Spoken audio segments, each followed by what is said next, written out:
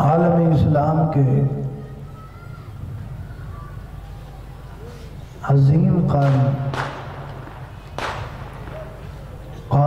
अल-मुक़री जनाब कारी अब्दुल बासित रहमहुल्लाह, उनसे किसी इंटरव्यू में पूछा गया कि आप पूरी दुनिया में कुरान करीम की तिलावत करने के लिए जाते हैं, कुरान करीम की तासीर का कोई मौजज़ा जो आपने अपनी आंखों से देखा हो वो बयान फरमाए। तो कारी साहब फरमाते हैं कि मुझे मिस्र के सदर का, जो उस वक्त सदर थे जिनका नाम जमाल अब्दुल नासर था, मुझे मिस्र के सदर का पैगाम आया कि आप तैयारी करने, आपने मेरे साथ अगले मंथ रूस के दौरे पर जाना है। कारी साहब फरमाते हैं मैं खुश भी हुआ और हैरान भी कि किसी इस्लामी मुल्क में जाना हो वो तो बात समझ में आती है, ये तो मुसलमानों का मुल्क भी नहीं है, लेकिन फिर मुझे वहां लेके जा रहे हैं, पता नहीं इसमें क्या हिकमत है।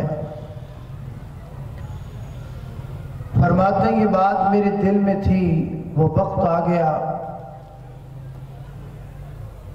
और हमने रूस की तरफ सफर शुरू किया और दौरान सफर मैंने जमाल अब्दुल नासर से पूछा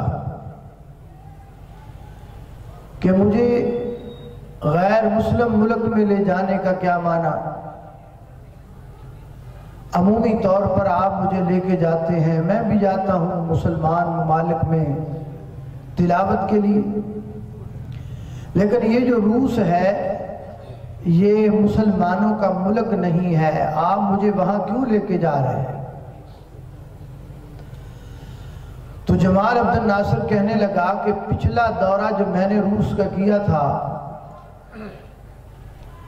सरकारी इजलास से फारिग होने के बाद रूस के चंद वुज़रा ने मुझे एक खाने पर बुलाया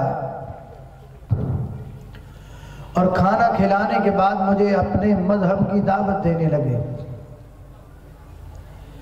और कहने लगे कि तुम दीन इस्लाम को छोड़ दो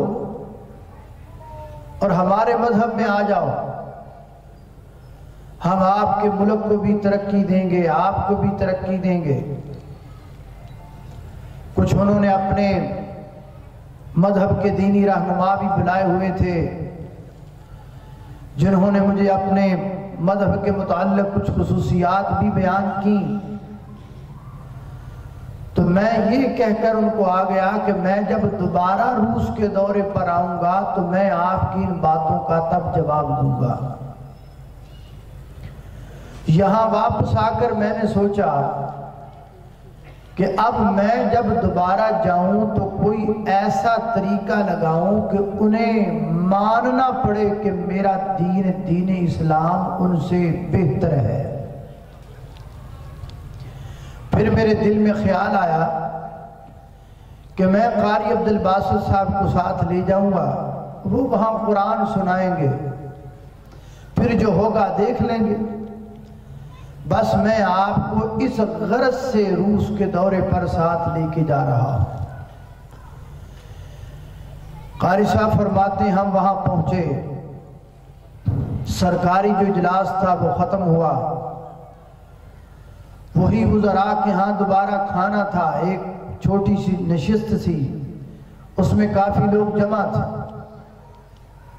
तो उस नशिस्त के अंदर जमाल अब्दुल नासर कहने लगा कि मैंने आपको कहा था कि मैं जब दोबारा आऊंगा तो आपको अपने दीन के मुताल्लिक़ भी बताऊंगा और आपकी कही हुई बातों का जवाब भी दूंगा। तो ये मैं कारी साहब अपने साथ लेकर आया हूं, बाकी सारी बात आपसे ये करें। तो कारी साहब फरमाते हैं, मैंने फिर वहां सूरह मरियम की तिलावत शुरू की।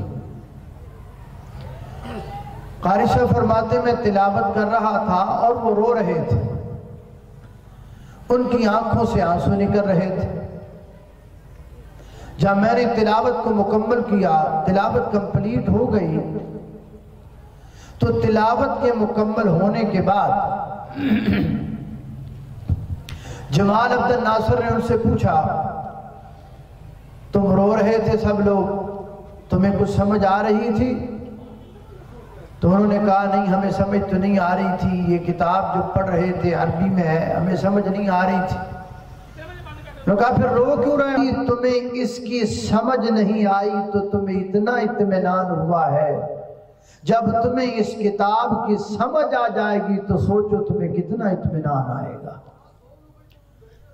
मेरे मोहतरम भाइयों, ये किताब वाकई ऐसी किताब है, इस जैसी किताब कायनात में दूसरी नहीं है जो इतनी तासीर रखती हो जितनी तासीर अल्लाह सुब्हानहू व तआला ने इस किताब में रखी है। हमारी ये बदकिस्मती है कि हम कुरान वाले, हमारी अलमारियों में कुरान पड़े हुए, हमारी मस्जिदों की अलमारियां कुरान करीम के मुसहफों से भरी हुई। आज मेरे ख्याल में कोई भी किताब लेनी इतनी आसान नहीं है जितनी किताबुल्लाह को लेना आसान है। आज किसी किताब तक रसाई इतनी आसान नहीं है जितनी अल्लाह की किताब तक हमारी रसाई आसान है। आपको उर्दू में तर्जमा मिल सकता है, सिंधी में तर्जमा मिल सकता है, इंग्लिश में तर्जमा मिल सकता है, हिंदी में तर्जमा मिल सकता है। दुनिया कायनात की कोई जुबान है जिसमें किताबुल्लाह का तर्जमा मौजूद ना हो। इतनी आसानी से हमें मिलने वाली किताब है, लेकिन वाए नाकामी कि आज हम इस किताब को छोड़ा ही नहीं, हमने ऐसा भुलाया है कि ये बात भी मैं कहूं तो गलत नहीं। आज ऐसे मुसलमान भी मौजूद हैं कि एक एक साल गुजर जाता है वो कुरान करीम खोल कर नहीं देखते।